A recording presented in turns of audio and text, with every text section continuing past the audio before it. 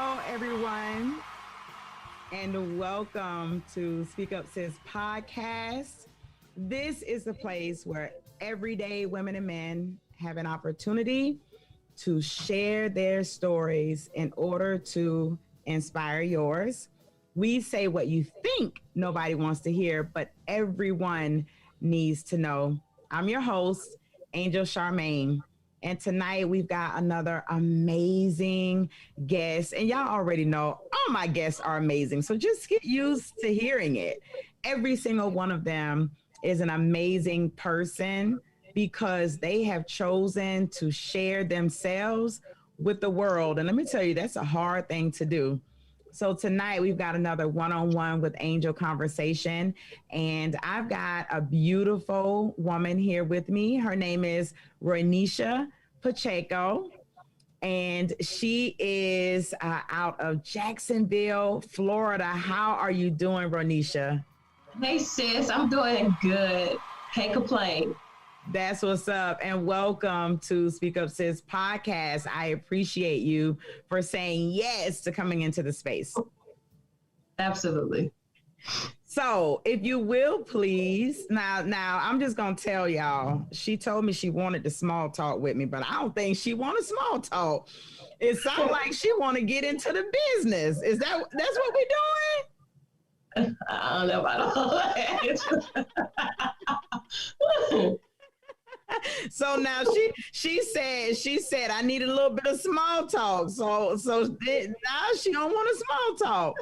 So that's what's up, girl. Why don't you share with our listening audience as well as our viewers, because we are live on Facebook as well as YouTube. For those of you who are listening via audio, you can always check us out on the SpeakUp Sis YouTube page or the Facebook SpeakUp Sis Podcast page, so you can see our beautiful faces as we share. So if you will, please share with the people a little bit about who you are, Ronisha. All right. So good evening, everybody. My name is Ronisha Pacheco. I'm out of Jacksonville, Florida. I'm just like everybody else. I'm a mother. I'm a wife. I have 3 children. I'm a minister. I'm a praise and worship leader. I wear many hats, many titles. But I'm just me. I am a master life coach. I'm a confidence coach. But as I have evolved, I don't want to be like everybody else and use the term life coach. So I'm just going to go by Ronisha. So I'm Ronisha. I want to be known for what I do and not who I am. So that is me in a nutshell. I like that. I want to be known for who I am and not what I do. I think a lot of times we get stuck on all of the titles and the hats and the I'm a this and I'm a that and I'm a this and I'm a that. But at the end of the day, I'm a child of the Most High. And whatever he tells me to do is what I'm going to do, right? Exactly. So I'm cool on the whole. I don't need to be called a certain thing. Just call me Angel. That's what my mama called me. So tonight, everybody, I got Lord, girl, don't get me started. Now my mouth's starting to get loose. So tonight I've got Ronisha here because we're going to talk about abandonment and rejection. She has an amazing organization that she deals with and that she's created called Beautiful Ashes. And I want to talk a little bit about how she got into that place, how she created that space. And we talked beforehand about her story, and her story is one of abandonment and rejection. So Ronisha, tell us, how did it start for you? How did you get to this place of your ashes being beautiful? Okay, well, I'll start from a little bit of my story. I never really shared my story. So, Angel, you'll be the first person, first platform.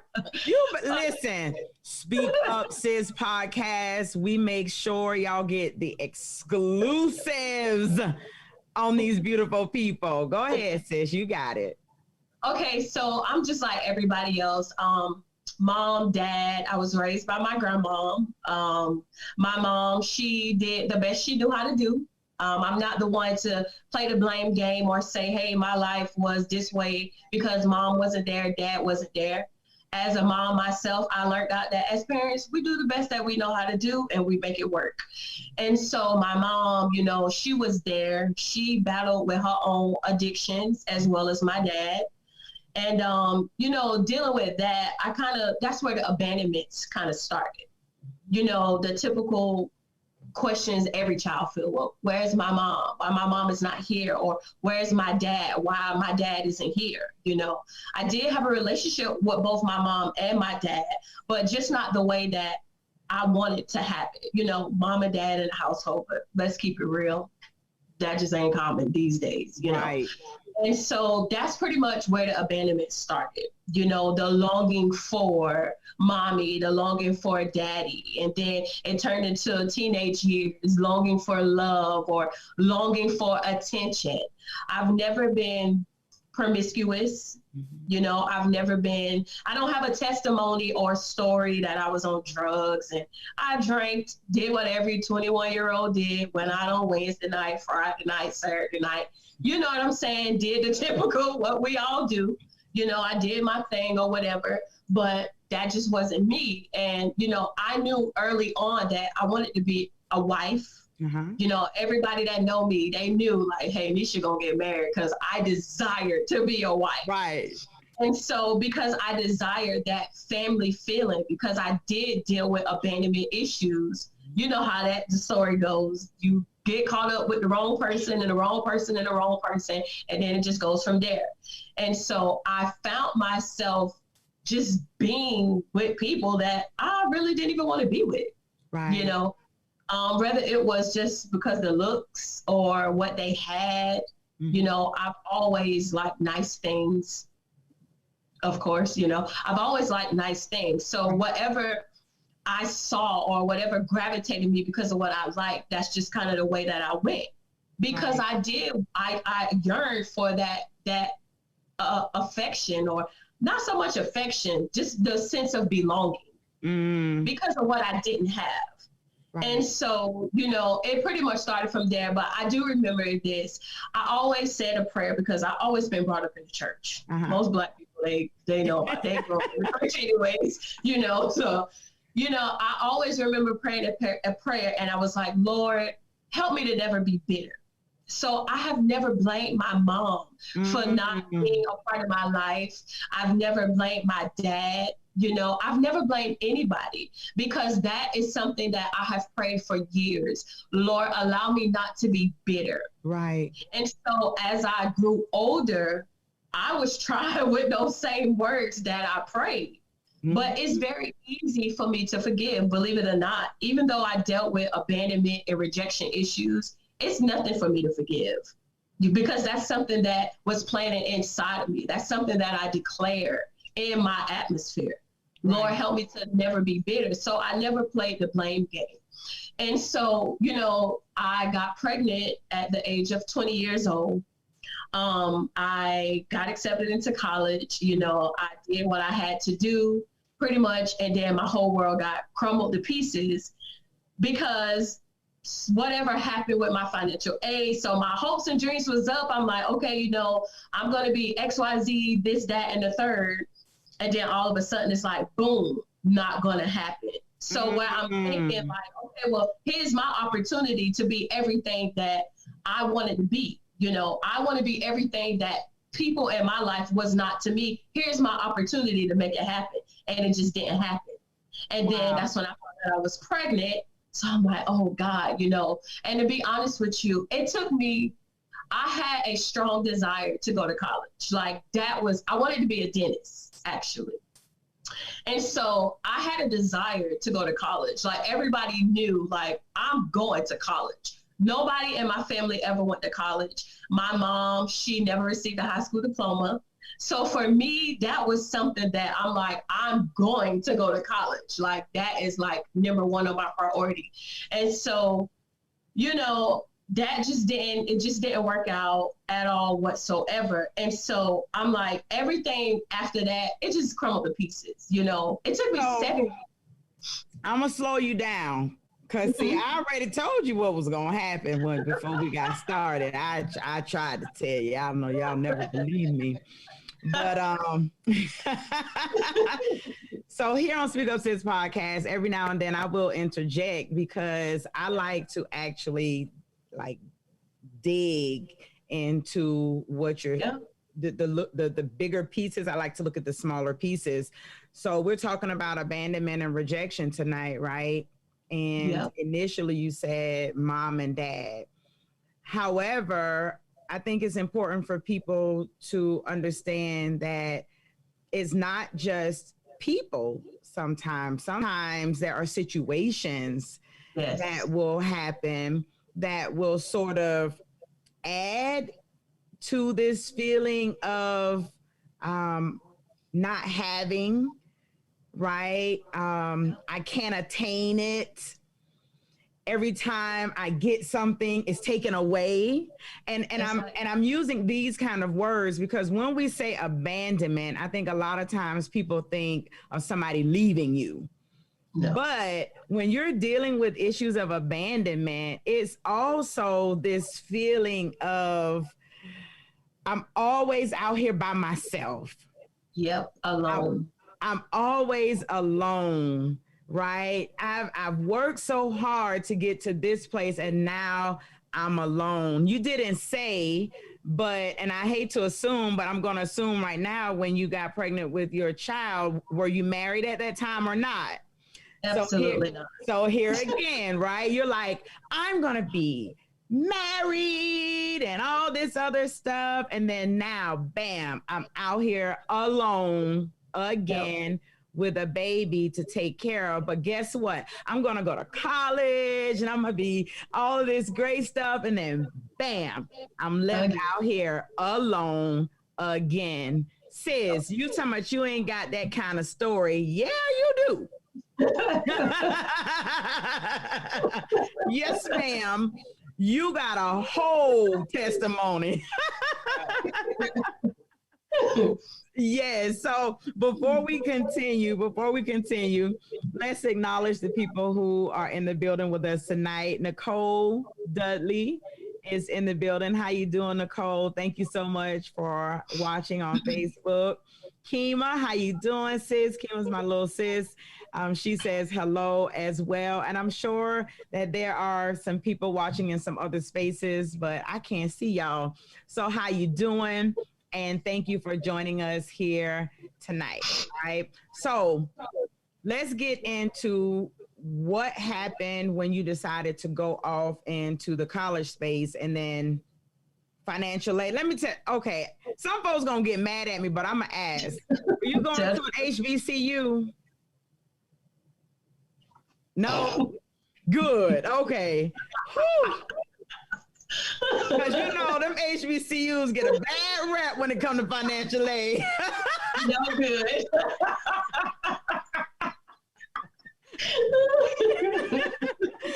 So you wasn't at a this ain't gonna be the HBCU fault, right? No, that story though. Okay, excellent. Thank you, Jesus. All right. Tell us what happened with your entering into college experience. Pretty much, didn't have enough money. Paperwork was done wrong. Nobody wanted to be accountable. So being that it was not important, it kind of just like figure it out on your own. Mm-hmm. And so what I decided to do was I was living in Daytona at the time. Mm-hmm. And so my mom lived here in Jacksonville. So I said, you know what, let me go to Jacksonville and move with my mom and try to, get a better relationship with my mom, mm-hmm. And try to start my life there. So I went to dental school and I went to be a dental assistant. And then I went to school for teaching because I love to teach. I love to educate. And so that's what I did. That went wrong. It's just like everything I tried to do, it just went wrong. Mm-hmm. It just went, that's just pretty much how I can just tell you. It's like everything I tried to do, it went wrong. I went to school for teaching. I did good at that. And then something happened and then I had to give it up. Mm-hmm. So it's like every time I decided that, hey, this is what I'm going to focus on, it just crumbled to pieces. So did bitterness ever creep up? Because when I hear you talk, it's almost like, you know how people will say they're praying for patience. And I've heard folks say, be careful what you ask for, because when you pray for patience, that means you're going to be placed in situations that will require patience. So it almost sounds like you going, God, don't let me be bitter. Don't let me be bitter. I don't want to be a bitter person. I want to be forgiving. I want to be all of these things. It's almost like, it was like, that's what you really want? Okay, here we go, right? So now you're placed in these situations, not saying that God causes bad things to happen, because God doesn't tempt us, right? However, what's the use of asking not to be bitter if you ain't never got situations to where you would become bitter? You feel what I'm saying? So in the midst of all of this, did you get a little bitter at all? Of course I did. Of course I did. I had to, right? Yes, I did. I got very bitter. About that whole Lord, I don't want to be bitter thing. I got bitter, Angel.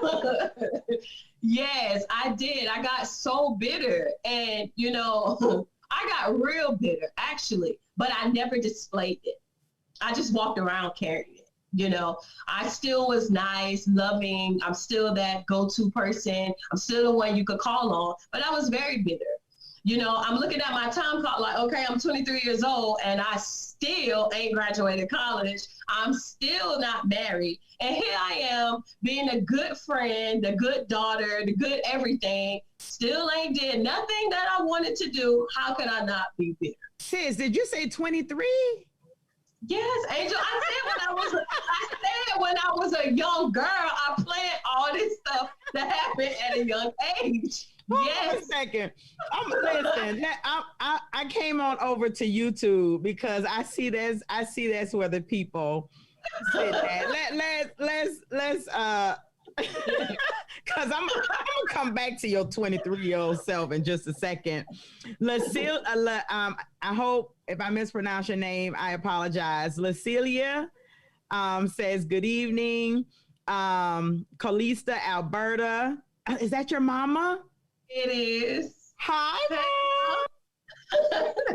How you doing? Thank you for joining us tonight.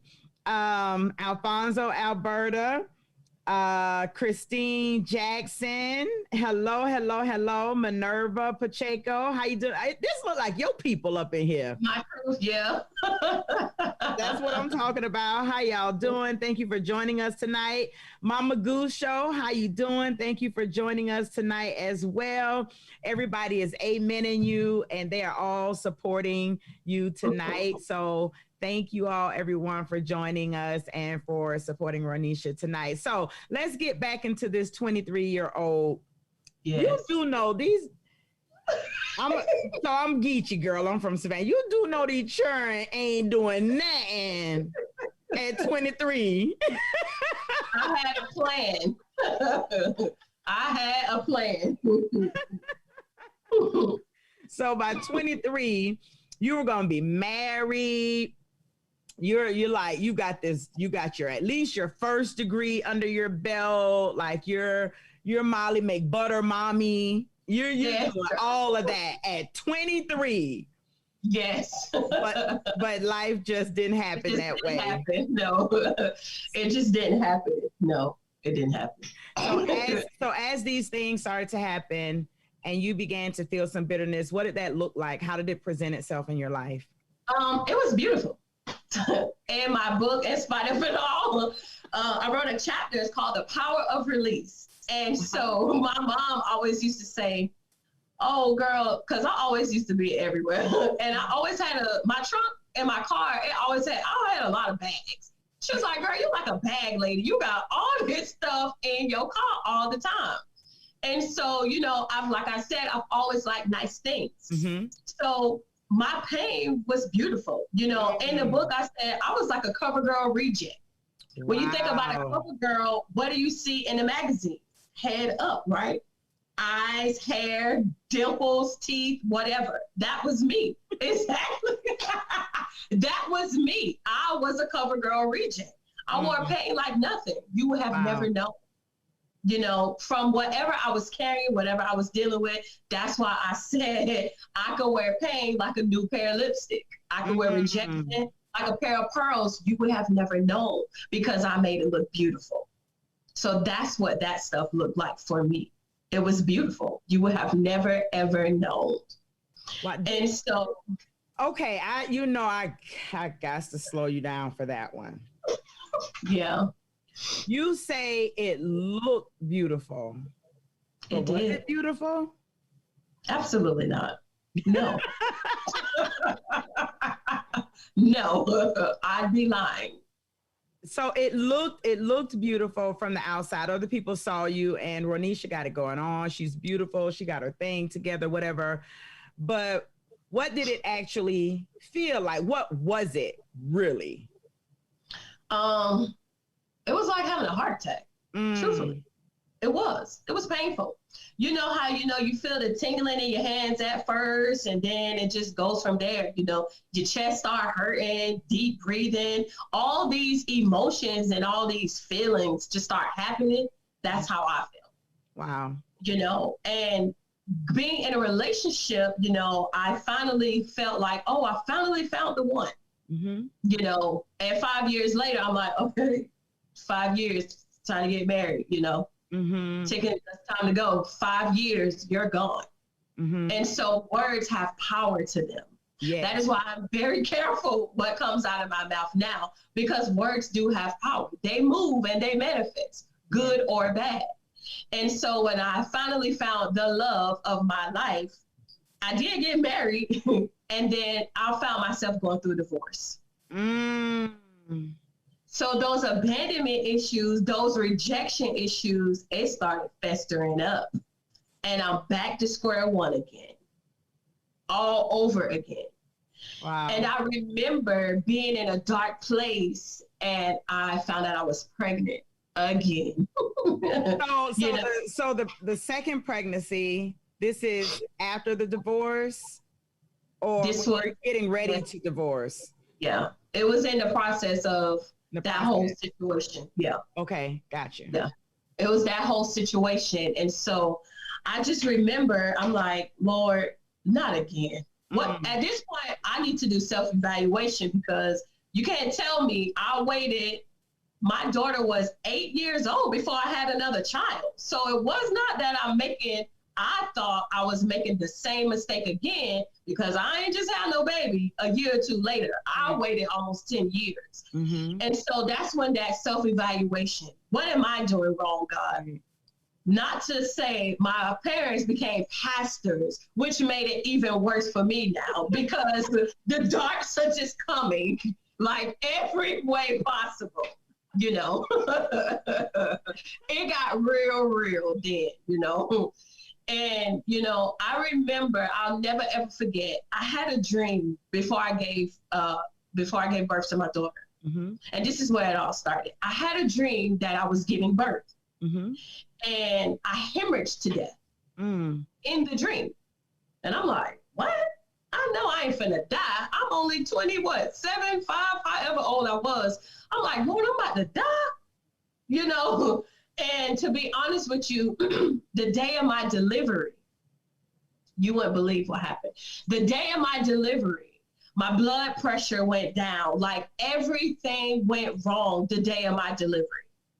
And I remember the doctor said, it was like, hey, I'm telling them, hey, I'm having contractions. The baby's coming. It was like, we're looking at the monitor. So they wasn't even picking up on me, like literally having contractions. Right. So they was like, hey, if her blood sugar, her blood, whatever goes down one more time, we're going to go into emergency surgery.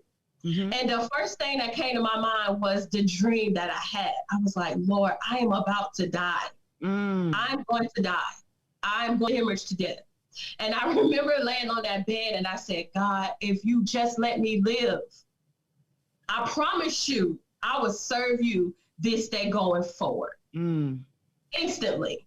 And I tell you no lie, like within a minute, like it's like 10 people in a room with me while I'm like giving birth, which is crazy. And I'm like, man, I'm finna die and my whole family here, and instantly I tell you, smooth sailing from then. Wow. Smooth sailing from then. So it started that day. Like God literally was saying, hey, if you haven't got it by now, maybe now you will get it. I'm going to take your life away. Wow. That fast. And I was like, okay, God, whatever you want me to do, I'll do it. And I won't never look back. And that's just been my life there going forward.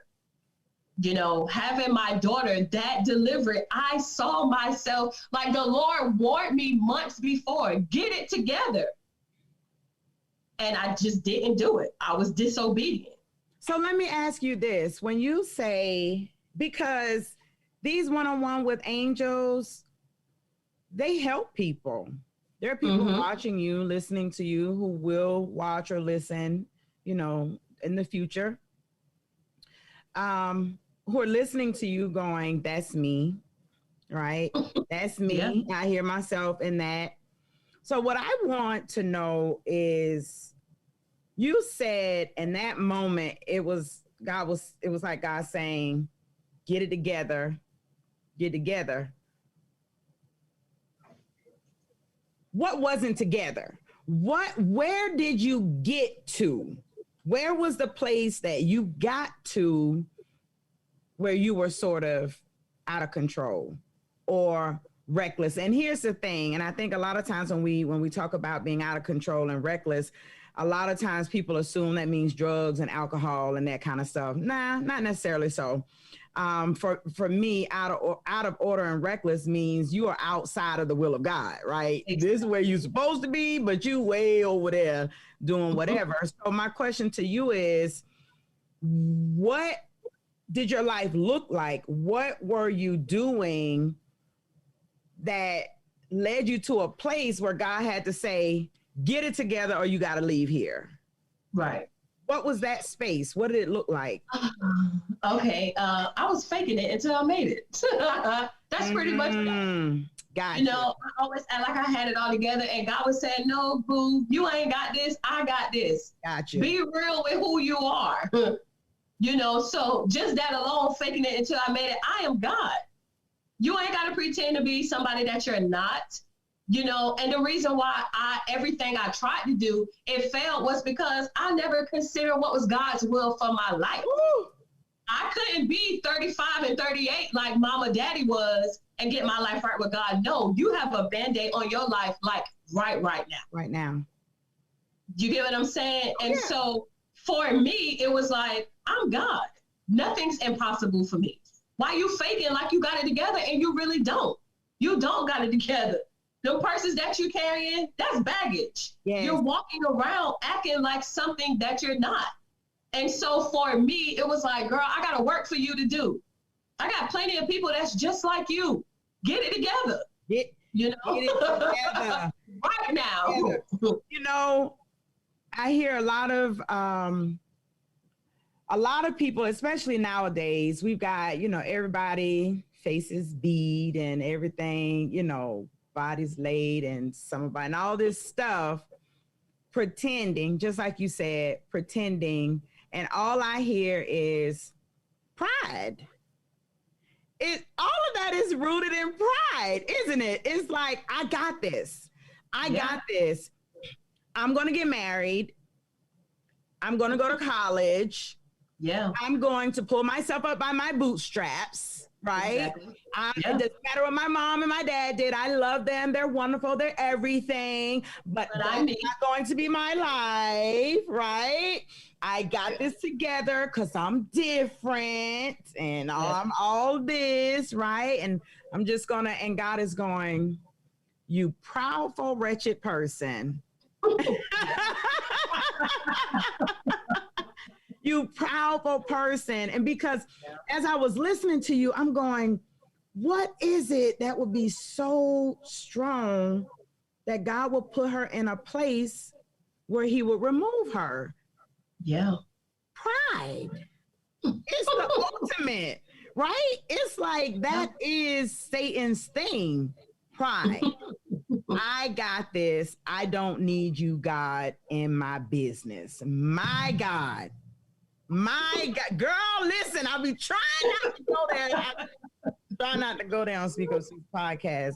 Take it tonight. Honey, my goodness. So beautiful ashes. I want you to share what has developed, because it's almost like it's twofold, right? You pretended that pain was beautiful when it was ashes, right? And yet God shifts things. He did. So that it works out for your good, so that he does turn those ashes into beautiful monuments. It's so wonderful. Please share with us the fullness of beautiful ashes. I'm excited. I was in my apartment. I was separated. Me and my husband was going through divorce. And, you know, like I said before, my dad and my mom, you know, we had started pastoring the church or whatever. So, you know, that's just the weight of that by itself. You know, the enemy's going to come at his kids because of who he is. Mm-hmm. So, which made it even worse. And I remember I was laying in my bed, and I tell you no lie, I was in my apartment, and I literally felt, I was just crying and crying, like for month after month. I'm like, God, why is this still happening? I said yes.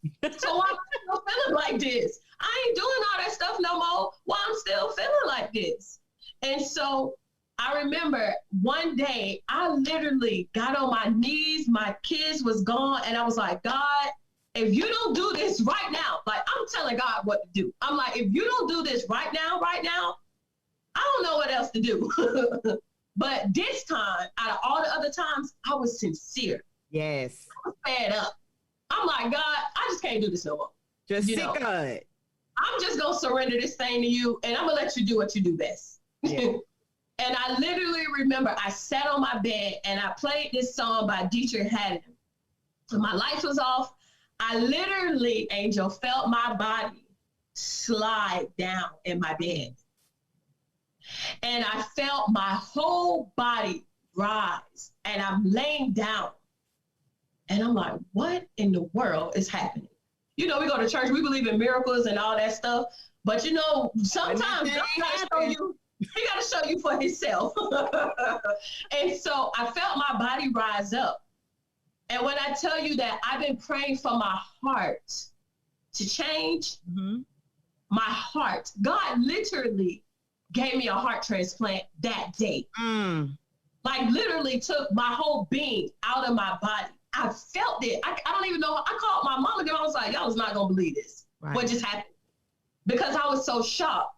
And I was just laying there. And God literally, he just gave me a heart transplant. And I slept for the rest of the day. And when I woke up, I was like, wow, what in the world just happened? And God let me know right then, it was my ashes that made me beautiful. And I'm like, that is good. What? I was like, that's good. You know, that's good, you know. Girl. And I'm going to be honest, I wasn't even thinking about the Bible verse in Isaiah. I wasn't thinking nothing about that. This was personal. This was for me this time. Yeah. You know, and I literally heard the Lord say, it was your ashes that made you beautiful. I'm like, God, what you mean by ashes? Your humility, your betrayal, the rejection, the defeat. Those are ashes. God said he would give you beauty for your ashes. So God, what you said? So all I just had to give you all this whole time, and you was gonna make me beautiful for real, for real? For real. Not the extra hair or the beat face. All that is cute, right? Me, this in here. Yes. You know, so that's all I had to do this whole time. Yes. You know, so I didn't have to act like I ain't got to fake like I got it together.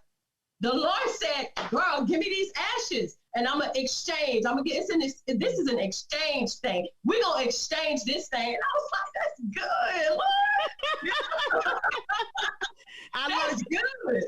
Listen, Ronisha, I know this is your first time on the show, but when I get to rocking like this, It'd be hard for me to sit still. For those of you who are listening on the audio podcast, if you can see me right now, I'm rocking, y'all. I'm rocking. I'm so excited to have you in this space to share this story on SpeakUp Sis Podcast. We typically don't talk heavily about Jesus, God, Holy Spirit.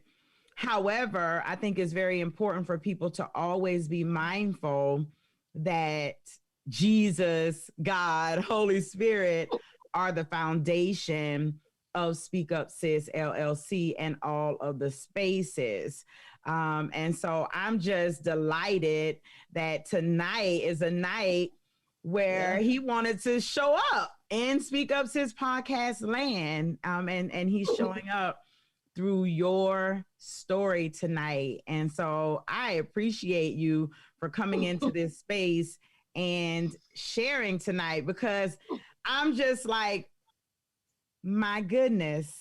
I think it's really important for people, because right now I'm processing. It's like I'm getting download is happening right now. I think it's really important for people, especially women, especially in the day and in the era that we're living, to understand that what makes you special are the ashes. Yes. That's what makes you unique. That's what makes you special. It's not all the extra stuff. I remember I went, and because I don't do makeup, right? I don't really do makeup. But for a photo shoot, my very first photo shoot, I went and got my face beat, honey, like. And I remember sitting there, and after it was done, I looked at the stylist, the MUA, and I looked in the mirror and I was like, that don't look like me. And she was like, girl, that does look like you. I was like, it doesn't look like me. Like, can you take a little bit off here? And and I know she's like, I can't, no, this is how it goes. And I'm like, so, I made myself, I was like, okay, I guess it looks pretty or whatever, Honey, as soon as I walked in the house, my mama stopped and looked and was like, what's wrong with your face? And here I go, Mom, it's makeup. It's the Enya. And she was like, and this is what my mom and my dad said to me. They said, you look like the rest of those girls who wear all that makeup. And I was like, no, I don't. They said, yeah, you do. You look just like them. You don't look like Angel. Wow. Your face looks like their faces. And when I thought about it, I went to look, I went and looked at, people who get their faces beat. And after all of the makeup, after all of the contouring, you really do get the same look, the same facial shape. The contouring and everything gives you a very, very similar look. Mm-hmm. And nowadays we think that's beauty. That's what makes you pretty. That's what makes you. And so to hear you see this, it's a confirming that no, it's the struggles that God has helped you to get through. It's the hurdles, your specific challenges, right? Yes. It's your specific testimony. It's the things that you've dealt with specifically, personally for you that make you who you are. Oh my gosh, girl, when I tell you I'm so full right now, your whole ministry, because that's what this is, right? A ministry has just blessed my soul tonight. So how does Beautiful Ashes work? Is it a group, a community, a 501c3 or something of that nature? How does it work? Well, I started out with the whole coaching thing. Mm-hmm. And like I said before, I believe that when you elevate yourself and you find your identity in God, you evolve.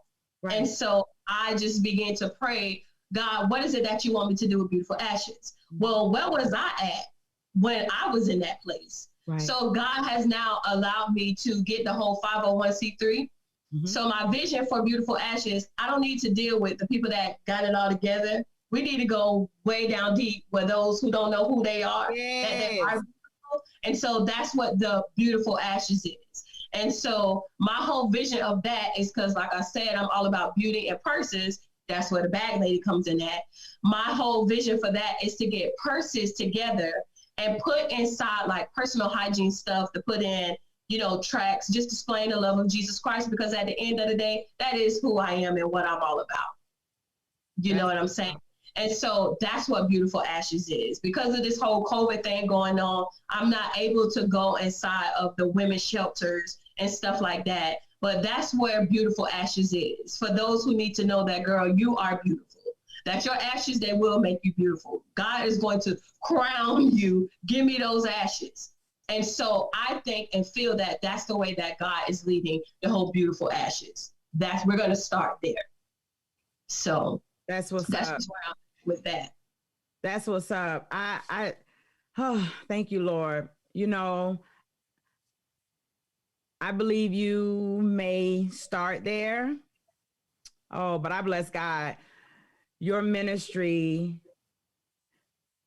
is going to touch people who are not in shelters. Believe it or not, many people who are in homeless situations and things of that nature, many of them are more free than people who got houses. Yeah. Many of them are more free in here than those of us who sleep in a bed every single night.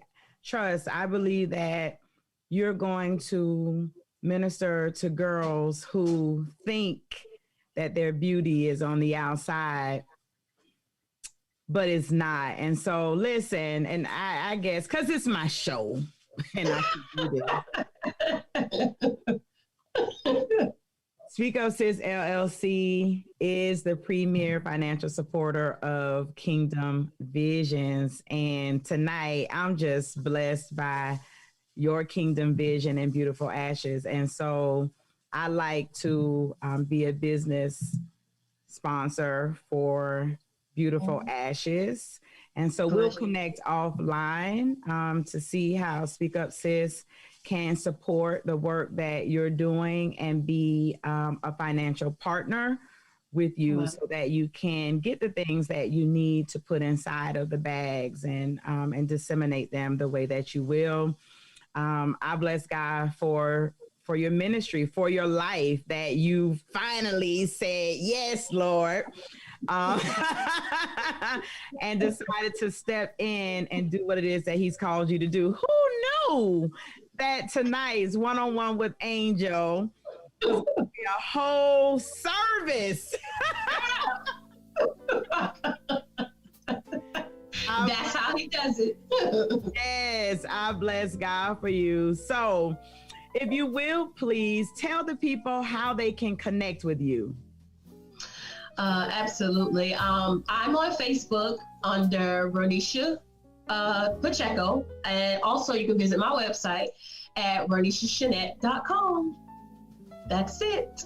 Okay, that's what's up. So listen, if you are listening or watching, make sure you go check Ronisha out. Make sure that you go learn about Beautiful Ashes and support her ministry in whatever way God leads you to support her ministry. I always say to people that when we help carry the burdens of others, because that's what scripture says, that we fulfill the law of Christ. So make sure that you are helping people like Ronisha to carry the burden for others. And her burden is making sure that people in general, but women specifically, know that they are beautiful despite their past, despite their ashes. They are beautiful because of those ashes. So tonight, everybody, we have had an amazing conversation. It's been a little different from what you all are accustomed to, but I have enjoyed you, Ronisha. Thank you so much for coming into the SpeakUp Sis podcast space to share with us tonight. Thank you so much, Angel. God bless you. God bless you. And I just pray that God continues to bless you and your ministry. I do appreciate this opportunity, and thank you so much. You are so welcome. All right, everybody. Please make sure you all connect with SpeakUp Sis LLC at SpeakUpSis.com. Make sure that you subscribe in order to get email, newsletters, and things of that nature so that you can remain updated with all things SpeakUp Sis. You can also find us on Instagram at SpeakUp Sis Podcast. You can find us on Facebook at SpeakUp Sis Podcast. You can find us on Twitter. Yes, I tweet very little, but I do, at SpeakUp Sis Podcast. And with that, you all, don't forget to open up your mouth and speak up. Y'all have a beautiful night. Bye.